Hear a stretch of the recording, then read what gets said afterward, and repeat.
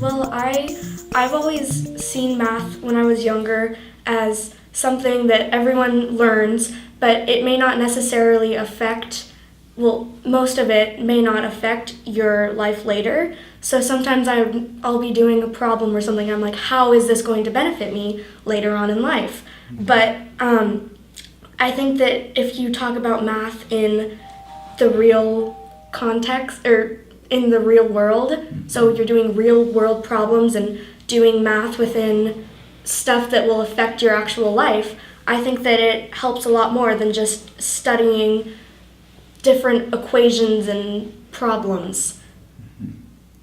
Yeah, I totally agree because they always have like word problems and stuff, but like last year I'd be thinking like, when am I going to go to the grocery store and have to pick up like 17.3 apples and then like, divide that by whatever. So this is like actually relating it to something that's actually going to help me eventually. So I think that's the biggest benefit. We've been looking at data of the percentage of minorities of students in schools around the country, in Oregon and in our district. And so we've been looking at the graphs of data and how they've changed over the years. And we've seen some regions where it will completely go from like 80% down to 20 in the span of 5 years. Or maybe it will go up from like 30 to maybe 40 in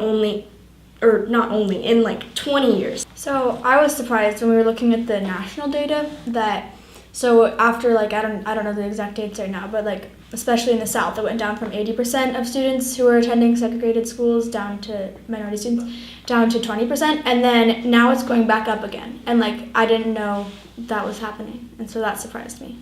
Yeah, I was surprised by some of the data because I've mostly been taught about segregation and all that kind of stuff. I thought that it had just started, it was really high back in the mid-1900s, and then I thought it just went away. But I was surprised to see that now there's still so many different places that students are getting segregated and they're not getting an equal education, and I was so surprised that there were so many students that are still in that problem.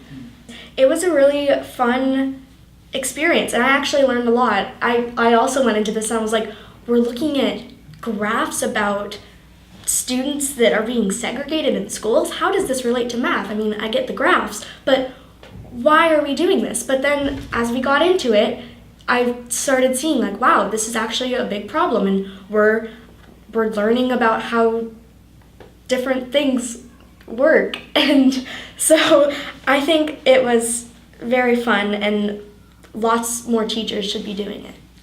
I think it was pretty different from most of my classes that I've been in, mainly just because it was a more serious topic than just a made-up story in a book that some random person wrote for a random kid. It was something where each kid can kind of make it their own lesson and kind of teach themselves from this like really important topic that a lot of people don't actually know about. So it was an interesting way to kind of learn about math indirectly.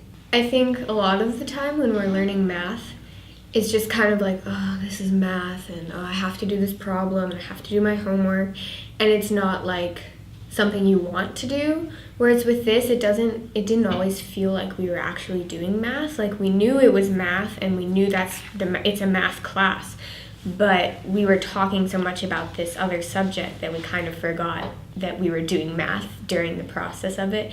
So it was kind of a really cool and good way to do math without feeling the obligation and the like being annoyed at doing it, and just kind of like liking to do it.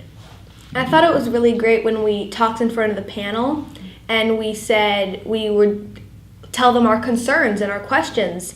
And I think for a lot of us it felt really good to know that there are people out there who cared about what we thought about our math and what we thought about school segregation and how this impacted us. And I don't know, I just think that was really great, and I think that changed a lot of people's how they thought about math. I knew math could be applied in like physics and stuff like that, but I never really thought that math could be applied with racial segregation in schools and history and stuff like that.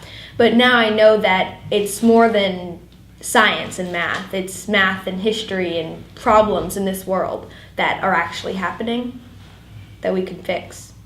I think it changed the way I felt during math class, because a lot of the time I'm just like, oh, I'm there, and it's not super fun for me, and I'm not a math whiz. I'm not a genius when it comes to math, but like having another way to put math into a situation and use it that way definitely made me feel more confident when it came to doing problems and working things out, because it gave me another logical way to think of things. So, yeah.